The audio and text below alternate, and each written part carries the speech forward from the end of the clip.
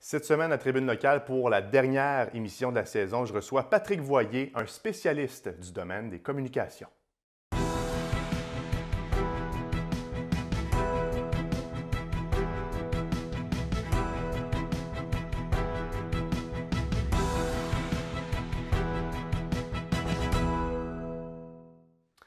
Bonjour à vous à la maison, je m'appelle Mathieu Daou, bienvenue à Tribune locale.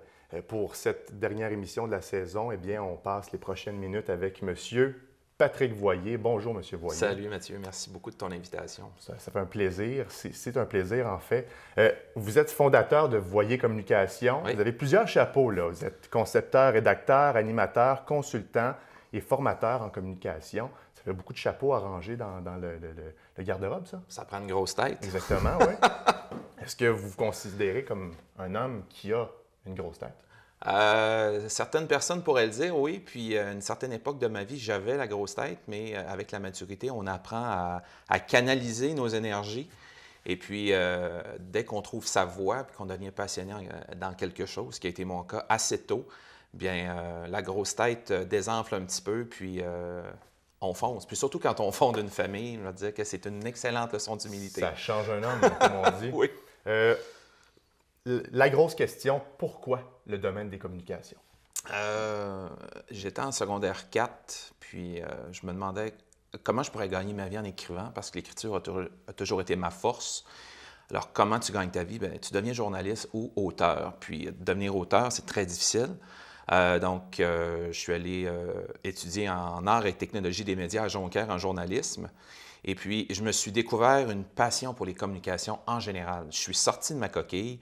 Moi qui n'arrivais pas à faire une présentation orale au secondaire, encore moins au primaire, là, en 6 mois, je me suis redécouvert une personnalité vraiment forte, mais qui était capable de s'exprimer. C'était toujours en moi, c'était latent, mais il y a eu une étincelle, un déclencheur qui a fait que les communications, j'ai été appelé vers ça. Puis aujourd'hui, je gagne ma vie là-dedans après avoir fait 12 ans de journalisme. Puis je me compte extrêmement chanceux, mais je me dis que j'ai suivi ma voie. Mais le déclic, vous disiez que vous aviez de la difficulté à faire des expos orales, par exemple. Oui. Est-ce que ce sont les études qui ont vraiment changé votre personnalité un peu? Là? Je pense que c'est le cadre d'études OK. qui a fait ça. Le fait de me retrouver dans un environnement avec des gens hyper stimulants, des gens qui étaient... qui n'avaient presque pas de gêne, j'ai comme dû cadrer là-dedans. Et puis, on s'entend qu'un journaliste, ça écrit. Donc, un journaliste à l'écrit n'est pas comme toi, donc toujours devant la caméra et tout ça. Toi, si tu es gêné, tu ne seras pas très heureux dans ton travail. Hein? Donc, moi, il a fallu que, parce que je ne l'avais pas naturellement, il a fallu que je travaille très fort pour briser cette gêne-là et devenir à l'aise de communiquer oralement. Et puis, écoute, en 1 an, c'était fait. J'étais sorti de ma coquille et puis j'avais trouvé ma voie. Vous êtes un natif de Chicoutimi au Oui. Saguenay. Parlez-nous de vos premiers emplois dans le merveilleux monde des médias. J'ai commencé ma carrière au quotidien de Chicoutimi comme stagiaire et ensuite ils m'ont gardé pour l'été. J'ai travaillé 1 an et demi là-bas j'étais serveur dans un restaurant en même temps. Et j'avais travaillé dans une résidence de personnes âgées avant ça. Donc, ces emplois-là m'ont vraiment permis de socialiser avec les gens, de toucher différentes clientèles, de sorte que je suis devenu quelqu'un de très sociable. En quelques années, j'ai vraiment eu la chance d'explorer ce domaine-là de la communication orale.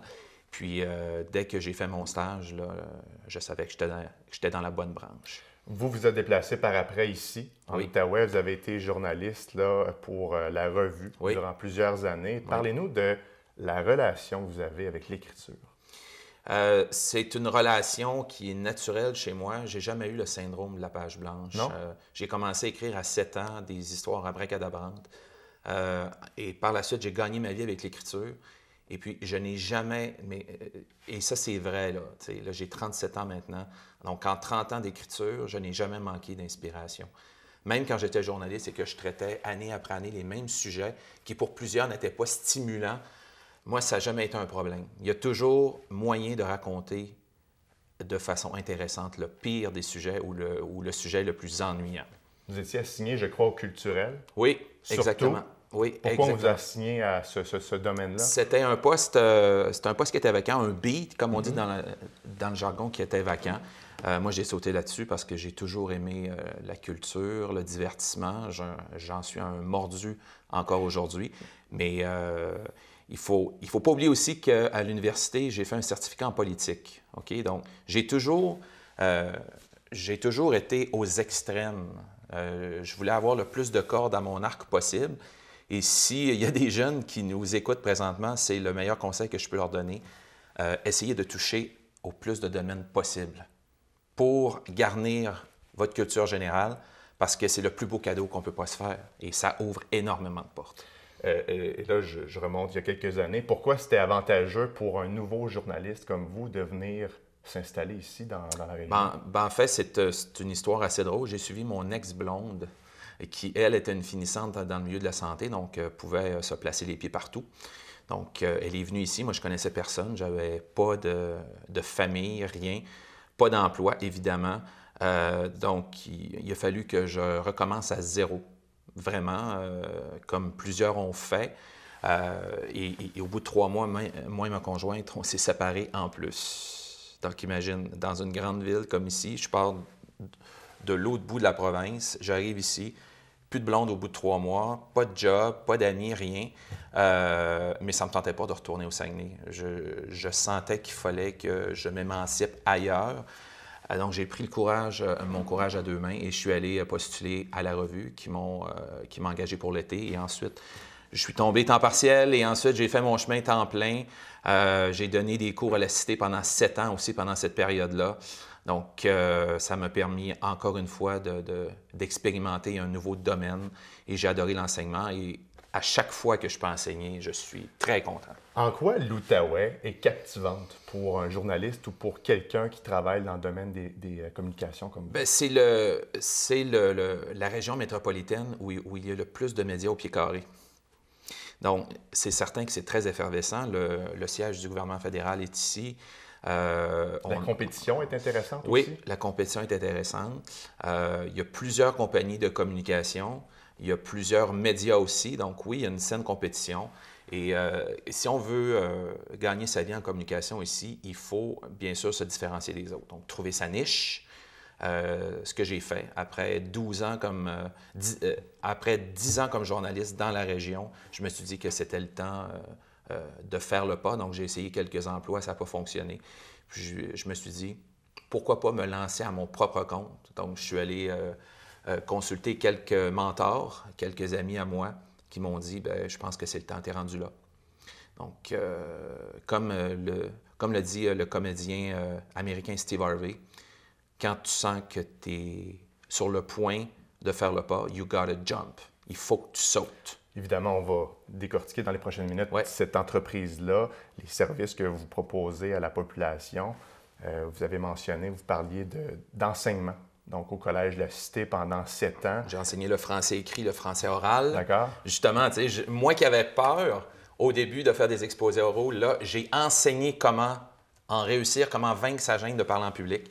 Devant une vingtaine d'élèves et sinon plus. Oui, exactement. Et ça m'a transformé en tant que professionnel des communications, en tant qu'enseignant aussi. Est-ce que ça vous manque, l'enseignement? Oui. Oui? Oui. Bien, l'année passée, j'ai enseigné le service à la clientèle à des étudiants en soins animaliers. Ça a été une superbe expérience aussi. Donc, comment préparer des passionnés d'animaux qui sont souvent dans leur bulle, tu sais, à bien servir la clientèle, qui soit qui travaille dans une animalerie ou un cabinet de vétérinaire. Donc, c'était une super expérience encore. Vous êtes un spécialiste des coms. Ma question, comment on fait pour être un bon pédagogue? J'ai été à l'université personnellement. Ce ne sont pas tous les professeurs, tous les chargés de cours qui peuvent être super qualifiés. Oui. Comment on fait pour être un bon pédagogue aujourd'hui, en 2018? Je comprends un petit peu, puis je vois dans tes yeux que tu t'es emmerdé dans quelques cours, probablement parce qu'il y avait trop de théorie. Donc, moi, je mise beaucoup sur la pratique. Disons que je divise mes cours 30 théorique, 70 pratique. C'est super important pour moi que les étudiants soient lancés dans le bain le plus tôt possible. Quand j'enseignais le journalisme, on s'entend qu'on ne s'étendra pas sur 15 cours comment écrire un texte, là. il y a la technique de base, il y a des étudiants qui ont un talent naturel là-dedans. Alors, je leur disais, regardez, voici les règles de base. Maintenant, on se lance tout de suite. Partez à quelque part dans l'école, écrivez-moi un article sur n'importe quel sujet. Et ils aimaient ça parce que, justement, ils sautaient tout de suite sur la chance de se pratiquer, de valider s'ils avaient fait le bon choix d'études. Donc, moi, ça a toujours été ça. Et c'est ce que je déplorais aussi à l'école, trop de théorie. Écoute, des cours qui ne finissent plus, le prof qui lit ses notes, qui les projette au tableau, c'était... écoute, je ne m'ennuie pas de l'école pour ça, parce que j'ai jamais eu la chance d'avoir tant de profs que ça qui misaient sur la pratique. Voyer communication. Oui. Vous êtes parti de où pour créer cette machine-là? Je me suis fait un plan. J'ai pu compter sur un autre mentor qui m'a expliqué comment trouver son idée de compagnie. Alors, j'ai mis sur papier, et là, écoutez à la maison, là, ceux qui voudraient se lancer en affaires, c'est la seule façon de faire. On met sur un papier qui on voudrait servir avec notre entreprise. Donc, quels sont nos clients potentiels, les entreprises qu'on pourrait représenter, peu importe le domaine. Et ensuite, on les met en ordre de préférence ou de priorité. Donc, moi, à chaque fois que j'ai fait l'exercice, je l'ai fait 2-3 fois, la clientèle que je voulais servir, c'était toujours la même, c'était des politiciens. Patrick Voyer, on prend une courte pause, si vous le permettez. Restez avec nous, on vous revient dans quelques secondes. La province de Québec peut compter sur une cinquantaine de télévisions communautaires pour assumer une couverture locale. 40 sont membres de la Fédération des télévisions communautaires autonomes du Québec. Les membres de la Fédération sont répartis dans 14 des 17 régions de la province de Québec. C'est 6,5 heures de production par semaine et de 2 heures d'information locale. 398 municipalités desservies au Québec avec un potentiel de 1,3 million de téléspectateurs. 932 bénévoles participent de près ou de loin à la programmation d'accès. Avec la contribution des bénévoles, les télévisions communautaires autonomes garantissent une programmation de proximité avec les gens de la communauté. Le besoin et le désir pour une télévision communautaire sont d'être le reflet de la réalité et des réalisations du milieu. Tant qu'elles continueront d'offrir de l'information locale, d'impliquer leur population et de défendre les intérêts de leurs concitoyens, les TCA garderont leur raison d'être. On est de retour à l'émission, toujours avec M. Patrick Voyer, expert dans le domaine des communications. Patrick Voyer Communications, c'est le nom de votre entreprise. Parlez-nous des services que vous offrez concrètement. Bien, en fait, le gros de ma clientèle, comme je te disais tout à l'heure, c'est des conseillers municipaux. Parce que quand j'étais journaliste, je voyais les facettes que j'aurais aimé améliorer. Donc, à chaque fois qu'il y avait une conférence de presse, je revenais au bureau et je disais à mes collègues, il me semble qu'il aurait pu dire ça, il aurait pu faire ça, blablabla. Donc, je me suis bâti une offre de service que j'ai offert à tous les élus municipaux il y a 2 ans. Et puis, certains ont retenu mes services. Puis, à partir de là, ça a fait boule de neige. Puis, le mot s'est passé. Puis, j'ai énormément de plaisir à m'occuper de toute leur communication, que ce soit écrit, oral, planification stratégique, conseil. Je suis disponible 7 jours sur 7 pour eux, 24 heures sur 24 s'il faut, gestion de crise, name it. Donc, ces services-là d'aide en termes de communication aux élus, c'est un créneau qui n'était pas utilisé, je crois, c'est ça. en Donc, Ottawa, dans la région? les élus comptent sur des secrétaires qui font beaucoup de tâches pour eux. Certains embauchent des consultants pour des dossiers et tout ça, mais des gens comme moi qui les accompagnent à l'année, jour après jour, ça n'existait pas. Est-ce que c'est difficile de travailler avec un élu municipal? Non, parce que c'est une politique de proximité. Donc, moi, j'aime beaucoup le contact humain. Les communications, c'est la base de ça. C'est une science humaine. La cible étant la population. Voilà. Donc, la seule difficulté que j'aurais, ce serait de travailler pour un élu d'un parti politique. Parce que dans ce temps-là, l'élu doit suivre la ligne de parti. Donc, ça enlève un petit peu de liberté. Donc, ça, j'aurais trouvé ça difficile. Tandis que là, mes élus sont indépendants. Donc, ils peuvent faire ce qu'ils veulent quand ils veulent, dire ce qu'ils veulent. Donc, pour moi, c'est beaucoup plus facile. Je trouverais ça plus difficile de travailler au provincial ou au fédéral, par contre. Là tu es souvent parti, puis c'est pas la même game. À un moment ou un autre, un élu devra gérer une crise, qu'elle soit petite ou grosse. Oui. Ça arrive souvent. En termes de communication, quelles sont les étapes à suivre pour gérer d'une façon efficace une crise? Bien, on l'a vu dernièrement avec les grands frères, grandes sœurs, il faut réagir rapidement. Donc, en temps de 24 heures, il faut que tu sois capable de donner ta version. Et si tu ne le fais pas, bien, ça part en vrille. Et c'est ce qu'on a vu avec les grands frères, grandes sœurs. Moi, je me suis porté volontaire pour aider la directrice dans cette crise-là. Le lendemain où le reportage d'Antoine Trépanier de Radio-Canada est sorti, j'avais un communiqué de presse de prêt à être envoyé avec la version de la directrice des Grands Frères Grandes Sœurs. Tout était prêt, puis à la dernière minute, le CA a décidé de ne pas envoyer la version de sa directrice. Et là, bien, ça a créé une commotion. La crise est devenue mondiale quasiment, donc. Pourquoi? Parce que Mme Dubé n'a pas pu donner sa version. Mais si le communiqué avait pu être envoyé dans les règles de l'art de la gestion de crise, je ne crois pas que cette histoire-là sera allée aussi loin. Donc, il faut réagir rapidement. Il ne faut pas laisser le temps aux gens de paranoïer, de se monter des histoires de fous, là, comme ça a été le cas ici, simplement parce qu'il leur manque une version de l'histoire. Donc ça, c'est une des règles de base de la gestion. Pourquoi ce n'était pas une bonne idée de poursuivre votre travail auprès de l'organisme? Parce que je n'étais pas écouté. Mon expertise était donc plus requise, même si j'étais bénévole et même si j'avais été payé, je ne serais pas resté. Ce genre d'histoire-là, on doit s'attendre à en vivre d'une certaine manière lorsqu'on fait votre travail, oui? Oui. Vous étiez prêt, en quelque sorte, à vivre ça un jour? Et moi, j'adore ça parce que je me revire très rapidement. Je réagis rapidement et j'aime ce genre d'adrénaline-là, ce genre de confrontation-là. Il y en a qui n'aiment pas du tout les conflits, mais moi, ça ne me dérange pas du tout. Avez-vous déjà commis certaines erreurs et vous en êtes voulu? Oui, et ça fait partie du processus d'apprentissage. J'ai fait des erreurs en tant qu'animateur, en tant que rédacteur. J'ai fait des gaffes sur les réseaux sociaux et je crois que c'est essentiel parce que le but, c'est de ne pas les répéter, ces erreurs-là. Donc, ceux qui en font dans leur domaine de prédilection, c'est très bénéfique. Est-ce que les élus à Gatineau, selon vous, M. Voyer, ont, pour la plupart, une communication dite efficace? La plupart, oui. Il y en a qui n'utilisent pas toujours les canaux de communication pour se faire entendre, pour se faire connaître. Depuis le début du dernier mandat, les gens ont comme l'impression que c'est opaque à l'Hôtel de Ville à cause de ça, à cause que certains conseillers ne parlent pas, on n'en entend jamais parler.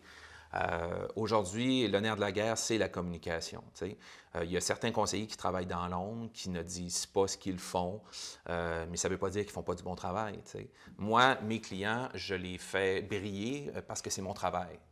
C'est dans mon offre de service. Je dis, regardez, tout ce que vous faites, il faut en parler, que ce soit sur les réseaux sociaux, les sites web, on lance des communiqués de presse et tout ça, on fait des entrevues. Il faut parler de vos bons coups, là.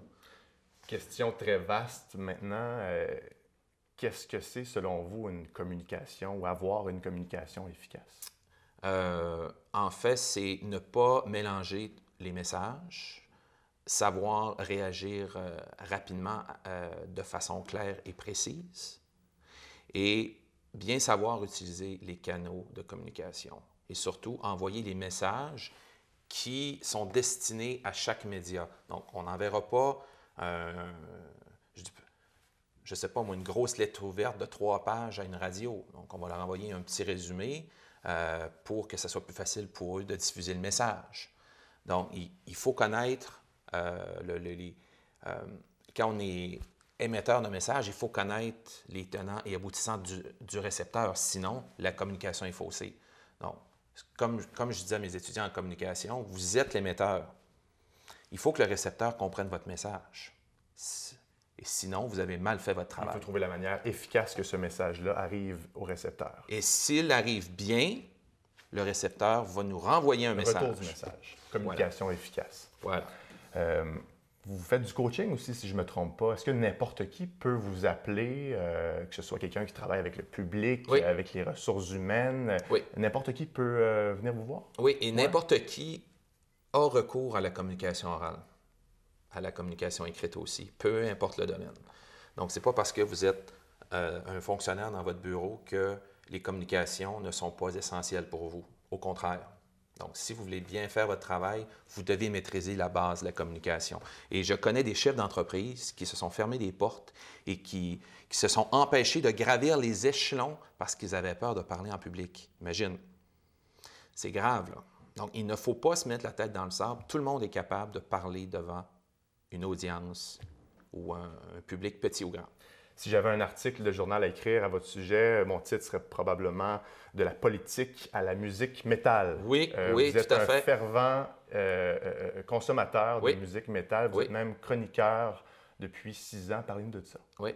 Je suis tombé dans le rock, le progressif et le métal quand j'avais 16 ans, 15 ans même, en découvrant des vieilles cassettes de mon beau-père. Et puis, c'était l'avènement du téléchargement sur Internet aussi. Donc, j'ai découvert des centaines de groupes grâce à ça. Et puis, le métal, c'est pour moi, c'est le classique d'aujourd'hui. Donc, c'est la musique la plus intense, la plus recherchée, celle qui déploie le plus d'énergie, le plus de variété musicale. Il y a plus de 50 sortes de métal différents maintenant. Les gens appellent ça du heavy metal, mais c'est du métal parce que le heavy metal, c'est une sorte de métal. Donc, tu vois, je brise déjà un mythe. Donc, on démystifie ça aujourd'hui ensemble avec vous. Oui, et puis quand ma culture métallique s'est étayée, puis, il y a 6 ans, j'ai posé ma candidature pour être chroniqueur sur un webzine français qui s'appelle nightfall.fr, qui va fêter ses 20 ans l'année prochaine. Donc, c'est un des plus vieux webzines de la toile. J'en suis presque à 900 chroniques dans tous les styles de métal différents. Donc, encore là, je suis très polyvalent. J'écoute pas mal de tout, mais surtout de la musique extrême, du métal extrême, comme du death metal ou du black metal. Et puis, je suis content d'en parler parce que je n'ai pas le stéréotype du métalleux. Certainement pas. Je suis jamais allé au Rockfest. Ça vous intéresse? Est-ce que ça vous intéresse d'y aller? Non, j'aime pas les shows en plein air comme ça. Donc, moi, c'est vraiment écouter ça de façon religieuse. J'analyse, je décortique et puis j'écris mon ressenti par la suite. Vous avez écrit un roman. Vous avez monté une pièce de théâtre également. Oui. Est-ce qu'il y a d'autres projets de ce genre-là qui pourraient arriver là, prochainement? Pas pour l'instant. Je suis content quand même d'avoir écrit un roman parce que un roman, c'est comme un marathon. Hein. Il faut que tu te prépares, tu prépares tes idées, tu te bâtis un plan et tout ça. Il faut que tu passes chaque étape, chaque chapitre. La relecture et tout ça, c'est beaucoup de travail. Donc, je suis content d'être passé au travers de ça. La pièce de théâtre, je l'ai écrite, je l'ai montée, je l'ai dirigée grâce à Sylvie Dufour du Théâtre de Lille qui m'a offert une carte blanche il y a 5 ans maintenant. Donc, ça, c'est des beaux cadeaux que la vie me fait. Puis, je suis content de l'avoir fait au moins une fois.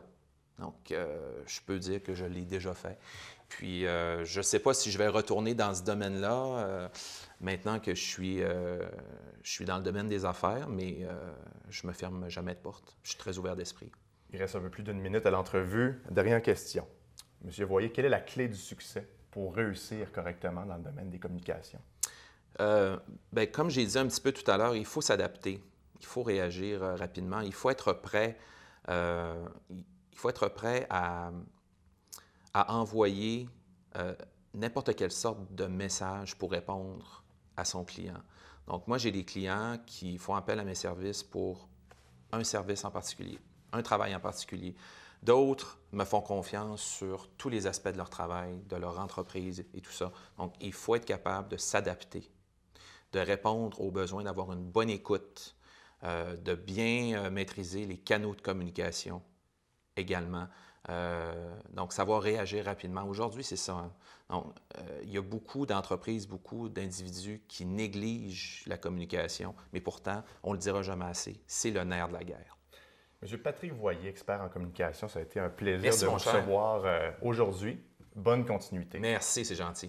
Il s'agissait de la dernière émission de Tribune locale de la saison d'hiver 2018. On se dit à la saison prochaine en septembre. Merci de nous avoir suivis. Salut. Merci.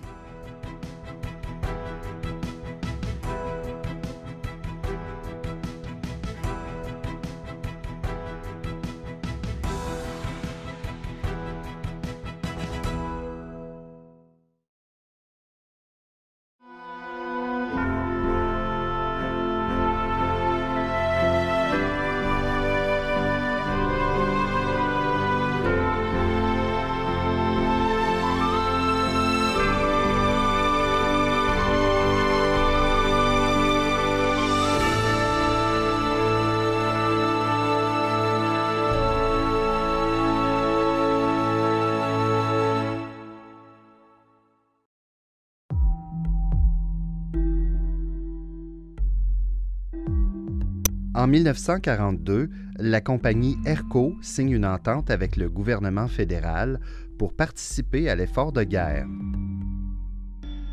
Un bâtiment sera érigé sur la rue Paluc où des capsules à phosphore pour obus et des grenades à fumigène au phosphore seront fabriquées.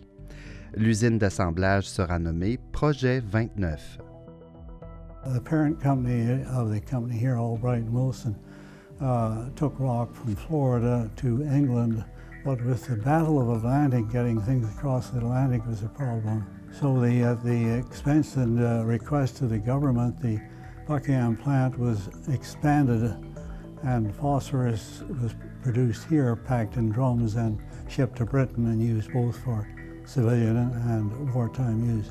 One big operation was called the Project 29, the shell plant operation. But they found that a mixture of red phosphorus and shellac would make a beautiful dark brown smoke. They were made by the hundreds of thousands. They employed about 300 girls, I think, 100 on each shift worked there. Il fallait avoir 18 ans pour rentrer dans ce plan-là parce que c'était très dangereux. Puis la journée où j'ai eu 18 ans, je suis allée me présenter, puis j'ai été engagée. Je pouvais aller travailler dans le département de ce que c'est la première chose qui se faisait, puis ils mettaient des petites canettes. C'est environ 8 onces. La petite canette, après ça, il y avait un petit bouchon, la grosseur d'un 25 sous, qu'on déposait sur la petite canette. Ça marchait sur une slide. Et puis, il fallait souder le petit bouchon. De là, ils mettaient ça sur une table. Puis là, ça s'en allait à peu près à 10 pieds. Là, c'était un grand bassin d'eau. S'il y en avait une qui coulait, ils mettaient une épingle à linge pour montrer qu'elle avait un défaut. Quand c'était fini, que tout était parfait, là, c'était emporté dans un autre département. C'était mis dans des tubes. Ça, c'était mis dans des boîtes scellées parce que ça s'en allait pour la guerre. Moi, je me suis fait brûler sur un pied. J'ai eu des reliques à peu près pour 30 ans de ça.